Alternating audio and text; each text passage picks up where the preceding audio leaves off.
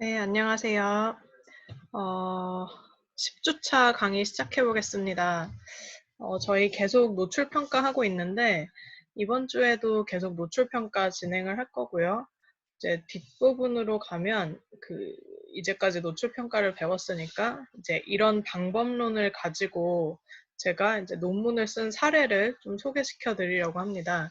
이제 그런 사례를 들으시면 좀 가벼운 마음으로 강의 들으셔도 될 것 같아요. 아직까지 이제 노출 평가가 끝난 것은 아니니까 우선 저희 진도를 나가 보겠습니다. 지난 시간 복습을 먼저 좀 드리면 저희는 지금 이렇게 휴먼 바이오 모니터링 베이스드 PBPK 이용한 노출 평가를 할 수도 있는데 이거는 이제 통합적으로 좀 보기 위한 것이고 지금 저희가 배우고 있는 것은 바로 시나리오 기반 노출 평가입니다. 그래서 노출원을 쭉 나열한 다음에 노출원 안에 있는 오염도 그리고 노출원을 사용하는 행동 패턴, 노출 개수라고 했죠. 이제 그걸 구해서 곱하면 그 사람이 사용한 흡수한 오염도, 오염 물질의 양이 나옵니다. 이 방법에 대해서 배우면서 이제 그 양을 결정하는 것이 오염도 자료도 있지만 이 노출 개수가 곱해지는 것이기 때문에 이 노출 개수도 아주 중요하다라는 것을 이제 얘기하고 있었습니다. 그래서 노출 시나리오에 대해서 설명을 해드렸고 이제 노출을 추정하거나 정량하기 위해서 사용되는 모든 발생 방식에 대한 설정, 어디서 노출되고 어떻게 노출되는지 얼마나 노출될 수 있는지에 대한 모든 이야기가 이제 노출 시나리오라고 했고요. 거기에는 높은 농도로 노출될 수 있는 사람에 대한 설정, 고노출 시나리오, 평균적으로 노출될 수 있는 사람에 대한 설정, 평균 노출 시나리오라는 것도 가능하다고 말씀드렸습니다. 그래서 노출 시나리오 작성할 때는 폐광산 예 들면서 대상 인구 집단 누가 있는지, 어떻게 살고 있는지, 노출이 이런 식으로 이동해서 될 거다. 그 다음에 그 중에서도 제일 중요한 노출원은 무엇이라서 이렇게 노출될 수 있겠구나. 까지 이제 시나리오에서 파악을 해서 작성해야 한다고 했습니다. 그래서 이런 예시로 여기서 최종적으로 이제 저희가 중요하다고 여기는 걸 이런 식으로 만들 수 있다고 했죠. 폐광산의 경우에는 토양, 그 중에서도 사람들이 토양 흙을 먹는 것보다는 토양에서 나는 농작물을 먹어서 중금속을 흡수하는 것이 더 많을 거라고 생각되어서 토양, 그 다음에 농작물을 채취해서 중금속 측정을 하고 얼마나 먹는지 조사해서 이게 주요한 노출원이다. 그래서 노출 평가를 이걸로 하겠다라고 결정했다고 말씀드렸습니다. 네, 다음으로 가면 네, 그래서 이제 계속 복습이에요. 노출 평가에서 필요한 요소는 말씀드린 오염도 자료, 얼마나 오염 물질이 들어있나, 기존 자료 활용할 수도 있고 직접 측정할 수도 있고요. 그 다음 노출원별 노출 특성 자료, 노출 개수에 대해서도 할 수 있다고 했습니다. 네, 그래서 이제 노출 개수를 구하는 것이 중요하다, 뭐 이런 얘기를 했었고, 이건 아까 평균 노출 시나리오, 고노출 시나리오 말씀드렸죠.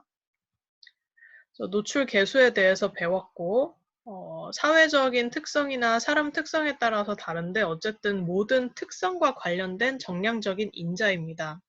일반 개수 이런 것들이 있고, 네, 섭취 개수 이런 것들이 있고, 활동 개수 이런 것들이 있고, 이게 중요한 개수들을 쭉 나열했고, 이제 어떤 핸드북에서 구할 수 있다 이런 말씀도 드렸습니다. 거기서 구해서 이제 각자 쓰면 되는 거고요. 이제 노출 개수를 어떤 식으로 구하는지에 대해서 말씀을 드렸으니까, 그럼 사실 이 노출 개수 대강 뭐 이렇게 외국 거 가져다 쓸 수도 있는 거고, 내가 15살에 대해서 하고 싶은데, 뭐, 12살에 대한 자료밖에 없다, 또는 20살에 대한 자료밖에 없다, 이러면 선택을 해야 되죠. 15살에 대한 자료를 못 구하면 어떻게 할 것인가. 그럴 때 이제 노출 개수가 얼마나 중요하고 어느 정도 타협이 가능하고 어떤 자료를 좀 가공해서 사용할 수 있는지 등등을 결정해야 될 때가 올 수가 있습니다. 네, 그럴 때는 네, 이런 중요성을 좀 알고 선택을 하시면 좋을 것 같고, 특히 이제 제가 지난 시간에 노출 개수에 대해서 말씀드릴 때 일반 핸드북은 보통 성인에 대해서 되어 있어서 Child Specific 핸드북이란 게 있다고 말씀드렸어요. 우리나라에도 어린이 노출 계속 핸드북이 따로 있습니다. 2016년에 나온. 이렇게 어린이와 성인을 다르게 이제 대하고 있는데 그게 이제 연령에 대한 차이가 아주 중요하기 때문에 그렇습니다. 이 부분은 제가 그 초반에 위해성 평가에서 이제 뭐 대상 인구 집단을 어떻게 구분하는 것이 좋고 왜 그런 구분이 중요한지에 대해서 강조하면서도 몇 번 말씀드린 내용이기도 해요. 근데 이게 이제 노출 개수에도 해당이 되기는 됩니다. 우선은 어린이들이 단위 체중당 노출량이 더 높다라고 말씀드렸죠. 말 그대로 체중이 현저히 작기 때문에 노출량이 상대적으로 높아질 수가 있습니다. 그런데다가 이제 이런 특성이 또 있어요. 노출 개수로 미루어 보자면 먼저 몸무게에 대한 개수를 생각해 볼 수가 있습니다.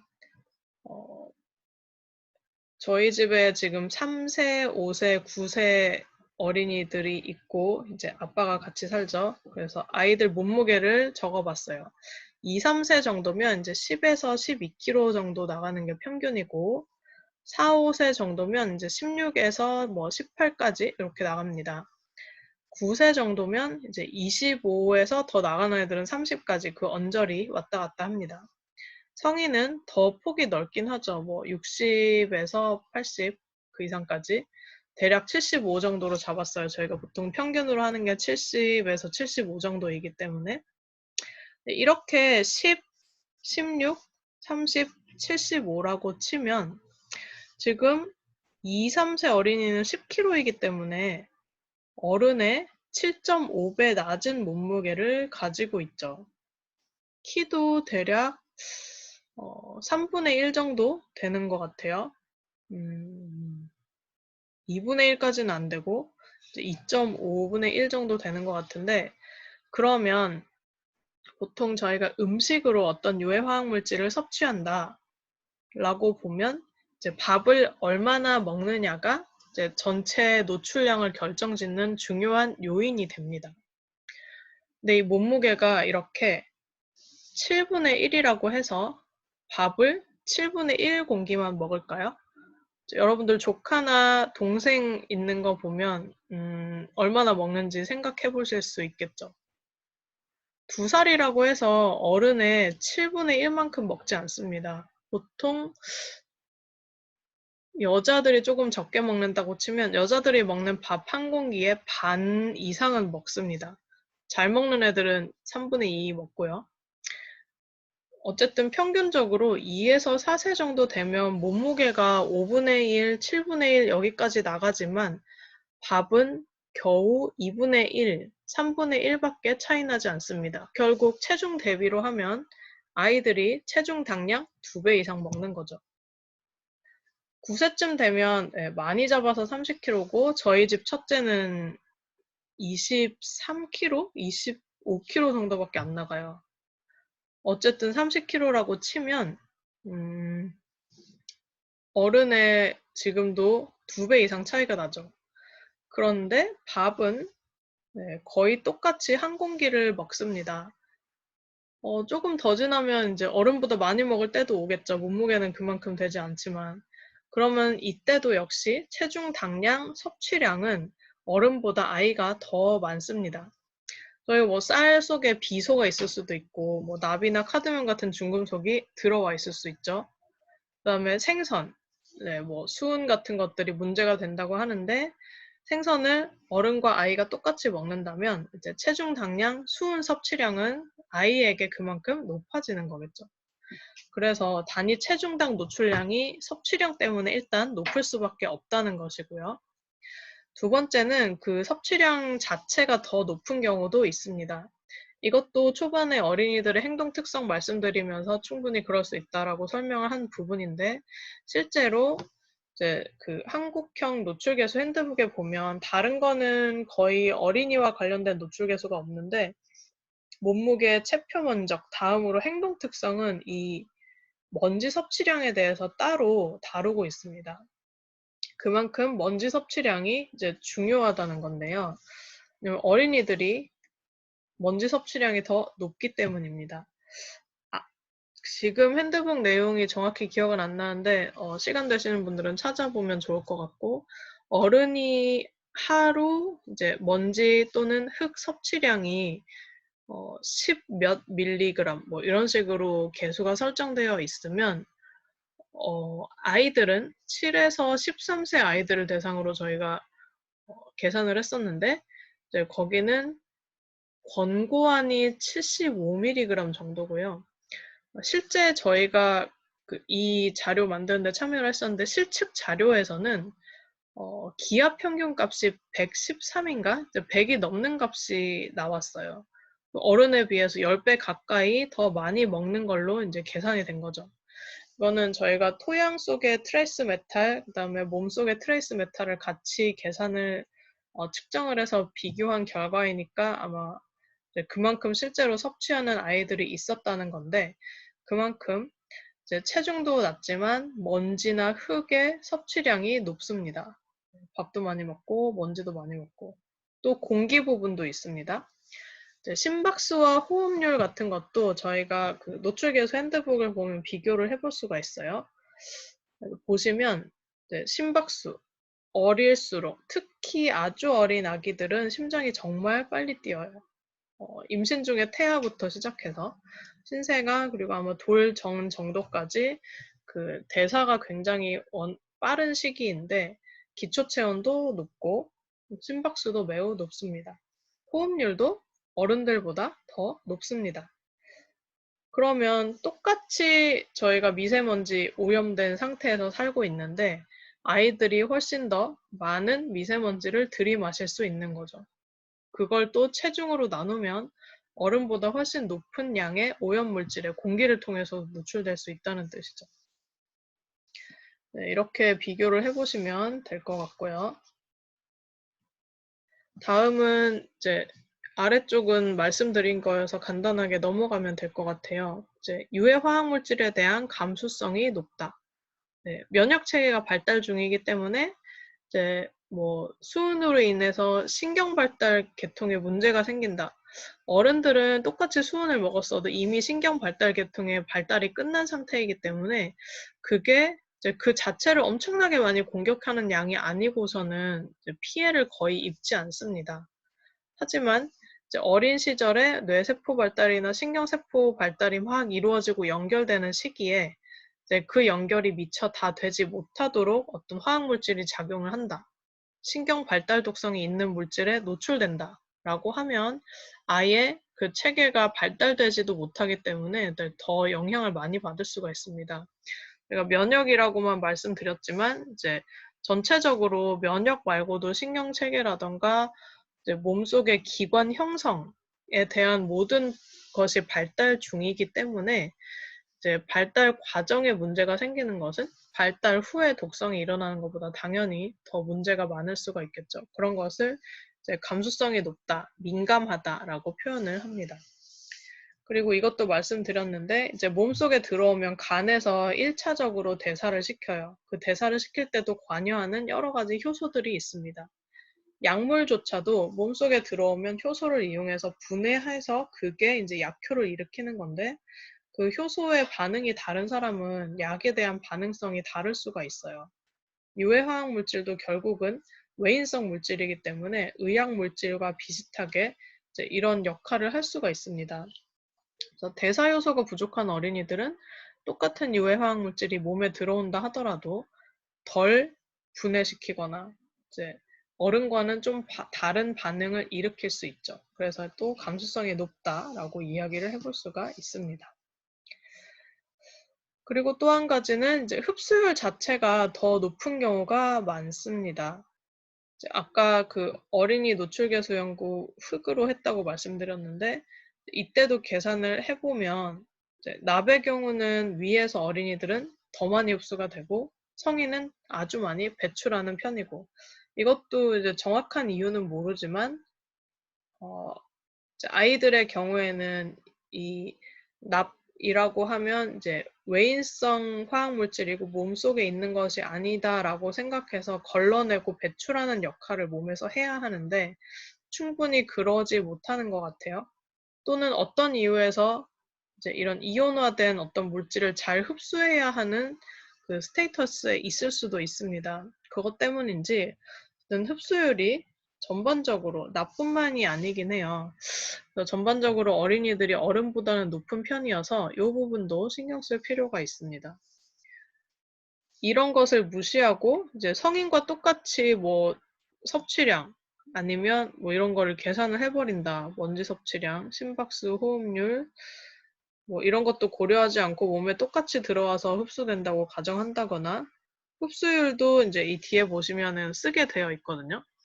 그런 걸 성인과 똑같이 쓰면 어린이에 대해서는 노출을 과소평가, 그 독성과 건강 영향을 과소평가할 가능성이 이제 높아지는 거죠. 그래서 이렇게 개수를 고려해서 제대로 된 개수를 선택해서 쓰는 것이 중요하다고 할 수가 있습니다.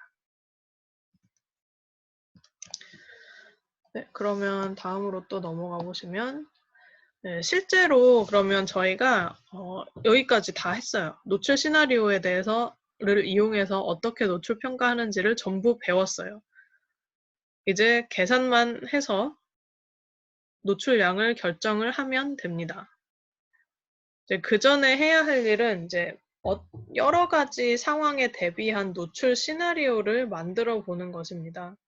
근데 좀 이렇게 컨셉슈얼라이제이션 해서 사람들에게 좀 이해하기 쉽게 또는 이제 같이 연구하는 사람들끼리 어떤 노출원을 고려했는지 한눈에 고려할 수 있도록 볼 수 있도록 네, 이런 식의 노출 시나리오 도식화를 우선 하게 됩니다. 이제 여기는 제가 만든 그 시나리오 도식화의 일부인데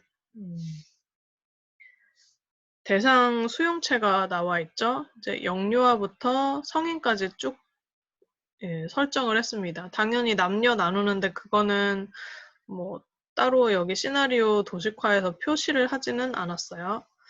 그리고 그 다음으로는 수용체별로 익스포저 루트에 대한 설정이 있습니다. 흡입, 섭취, 경피에 대해서 고려를 해볼 수가 있습니다. 여기서는 지금 이날레이션에 따른 그 시나리오가 한 가지밖에 없었어요. 아기들은. 그래서 번호가 없는데 이 뒤에 영유아라던가 이제 성인으로 가면 시나리오가 좀 많아져서 이날레이션 루트랑 관련된 시나리오가 1에서 6번까지 있습니다. 여기도 인제스천에 대한 루트가 시나리오가 1에서 6까지 있습니다. 이제 더멀도 있는데 여기 그림에서 제가 생략하고 보여드리는 거예요.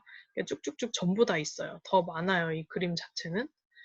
근데 이 각각의 시나리오 안에 또 뭐가 들어가는지 보시면 이제 익스포저 소스에 대한 이야기가 있습니다. 이날레이션이면 그럼 대체 이물질이 어디서 들어오느냐, 노출원에 대한 거죠.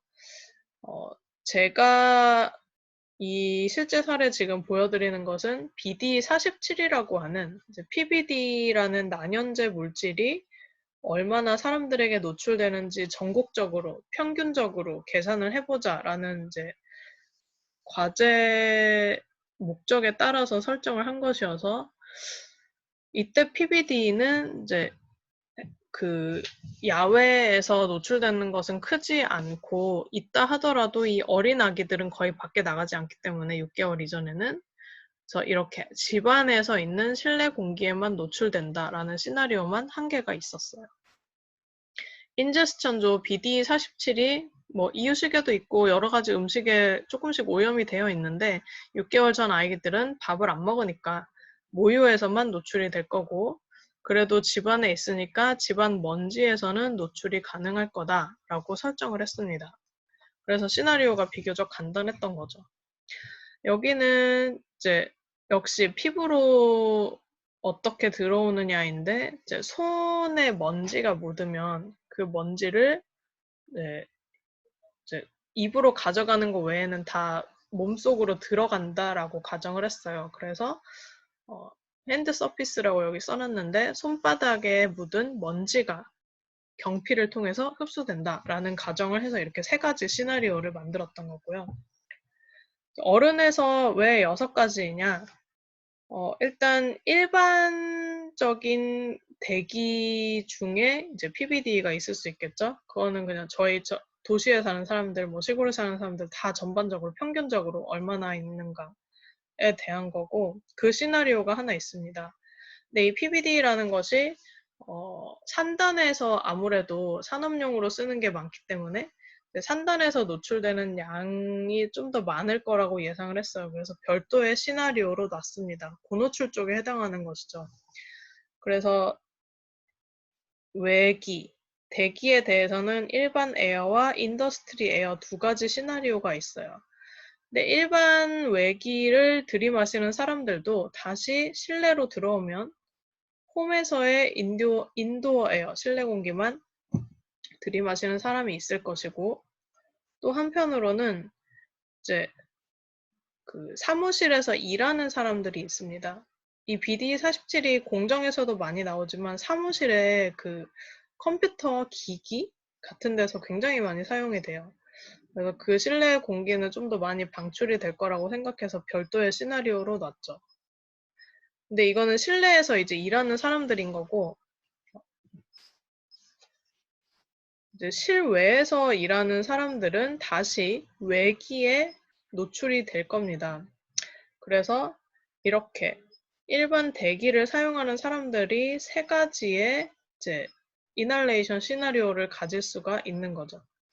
근데 산단에 거주하는 사람들을 대상으로 하자면 역시 인도어 에어 집에서만 있는 사람들, 집과 사무실에서 있는 사람들, 집과 바깥에 있는 사람들 이렇게 3가지가 있을 수 있어요. 그래서 총 6가지의 시나리오를 설정을 합니다. 인제스천도 마찬가지여서 음식으로 들어오거나 이제 먼지로 들어오는 건데 이 먼지 자체가 소스가 여러 가지가 있을 수 있기 때문에 또 이렇게 설정을 했고요. 이제 집안 먼지만 들이마실 가능성이 있는 사람들, 거기다가 바깥에 나가면 토양 접촉하는 사람들. 그런데 이제 사무실에 다니는 사람들은 음식은 똑같지만 집에서의 먼지와 사무실 먼지를 같이 접촉을 할 거고요. 외부에서 일하는 사람들은 공기랑 사실 같은 시나리오예요. 음식 똑같고 집먼지 똑같지만 외부의 더스트가 아니라 소일을 접촉을 하게 될 겁니다. 이 소일도 다시 일반적인 토양과 산단 지역의 토양이 다를 수 있어서 산단에 사는 사람들과 그렇지 않은 사람들을 2개로 구분을 했습니다. 그렇게 하다 보니 이제 일반 지역에 사는 사람들 이렇게 3가지 시나리오, 산단에 사는 사람들 이렇게 3가지 시나리오, 총 6개 시나리오가 인제스천에 대해서도 설정이 된 거죠. 또 한 가지 세부 시나리오를 보시면 이제 앞에 본 거랑 같은데 이제 외기 왜 이렇게 구분했는지 봤어요. 이제 사무실과 가정을 저는 성인을 예로 들어서 보여드렸는데 어린이나 청소년의 경우에는 이제 어린이 보육기관이나 학교 같은 것도 추가적인 시나리오로 들어가야 됩니다. 섭취해서 식품으로 고려한 것은 이런 것들이 있었고 이제 먼지나 토양도 역시 전국 산단으로 구분을 하되 아이들의 경우에는 학교 어린이시설이 역시 또 추가로 들어갑니다. 피부 접촉도 이렇게 했죠. 그리고 아까 그 성인 인제스천 6개, 뭐 이널레이션 6개 있다고 했는데 모두 그 안에서도 평균 노출, 평균적으로 오염된 지역에서의 이제 상황, 아주 높게 오염된 상황을 모두 고려해서 산단 지역이 고노출 시나리오라고 하지만 거기서도 더 높게 그 노출될 수 있는 사람들이 분명히 존재하겠죠. 그것까지 고려해서 시나리오 노출량 계산을 하려고 설정을 했습니다. 실제로는 그 어린이 3개, 뭐 어른 12개로 앞에 보여드렸지만 그걸 다시 평균 고노출로 나눠야 되고 또 다른 집단도 있으니까 시나리오의 개수가 굉장히 많겠죠. 모든 경우의 수를 고려해서 이 BD47이 안전하게 노출되고 있는지를 알기 위해서 이제 다양한 시나리오를 설정을 해봤습니다.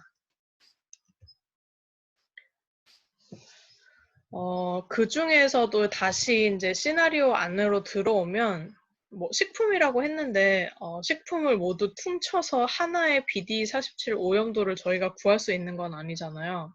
감자 따로 구하고 쌀 따로 구하고 뭐 우유 따로 구하고 실제로는 그렇게 돼야 됩니다. 듀플리케이트 샘플이 있으면 좋죠. 다 합치면 되니까. 근데 없는 경우는 네, 제가 말씀드린 대로 뭐 야채류, 과일류, 곡류, 서류 다 구분해서 오염도 자료를 구할 필요가 있습니다. 이제 그럴 때 이 하나의 노출원이 어떤 대상에 해당되는지를 다시 그 표시하는 과정을 거칩니다. 그럼 여기에 최종적으로 5가 동그라미 이 사람은 해당된다. 이 노출원. 이것도 해당된다. 이것도 해당된다. 이건 해당 안 된다. 라고 쭉 체크를 해 나가다 보면 마지막에는 이 동그라미 친 곳에 노출량을 적어 넣고 동그라미 친 모든 것에 계산된 노출량을 합산을 하면 시나리오에 맞게 선택해서 합산을 하면 이제 이 2에서 5세 어린이들의 총 노출량이 되겠죠. 그래서 이 과정을 거쳐서 이제 최종적으로 계산하는 일을 하게 됩니다. 여기까지만 보면 이제 물, BD47이 오염된 저희가 자료가 있어요. 오염도 자료가 있는데 돌전 아기들은 물을 잘 먹지 않는 편이고 이제 특히 6개월까지는 거의 모유나 분유만 먹으니까 X라고 하되 이제 그 이후는 전부 물을 안 마시는 사람은 없으니까 해당된다고 설정을 합니다. 일반 식품이나 듀플리케이터 마찬가지고 저는 지금 사례를 보여드리려고 쓴 거기 때문에 일반 식품류는 다시 이 밑에 막 서브 카테고리가 엄청 많이 있어요. 근데 일반 식품류도 아기는 해당이 안 되고 여기서부터는 전부 해당이 됩니다. 이유식은 따로 저희가 측정을 했기 때문에 이유식은 이렇게 아기들만 해당이 되죠. 유아식은. 근데 이 이후로는 해당되지 않습니다. 일반 음료 전부 해당이고 이제 주류 같은 경우도 노출원이 될 수가 있어요. 이 BD47은 해당이 안 되지만 이런 경우는 이제 성인만 해당 이런 식으로 써볼 수 있겠죠. 모유, 분유 이런 것도 오염물질의 이제 노출원이 될 수 있는데 아기 때만 먹습니다. 일반 가정 먼지 같은 거는 모두에게 해당되는 거고 공기도 마찬가지고 사무실은 성인에만 해당이 될 것이고 학교는 아이들만 해당이 되겠죠. 네, 이런 식으로 이제 각 수용체별로 가용한 실제로 해당되는 노출원을 체크를 하고 나면 이제 각각의 동그라미에 해당되는 노출 개수, 그다음에 오염도 자료, 그 나이대에 맞는 오염도 자료와 노출 개수를 넣어서 계산하는 과정을 이제 거치게 됩니다. 그게 실제 계산 과정이 되겠습니다. 이번 차시에는 여기까지 보여드리고 이 뒤에 식에 대해서 이제 설명하는 시간을 갖도록 하겠습니다.